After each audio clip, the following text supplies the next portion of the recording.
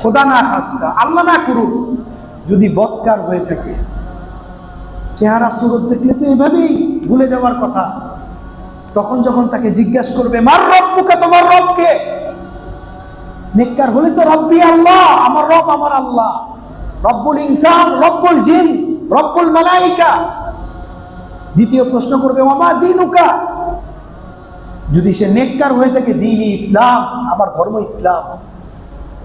আর যদি সে বদকার হয়, আল্লাহ হেফাজত করুক, তখন সে কি করবে? তখন সে বলতে থাকবে, একটা কথাই বলবে, হা হা হায় হায়, লা আদরি লা আদরি লা আদরি লা আদরি, আমি কিছুই জানি না, আমি কিছুই জানি না। তখনই তো তার মুসিবত শুরু হয়ে যাবে। কোরআনের কথাই বলো, আল্লাহ রাসূলের কথা।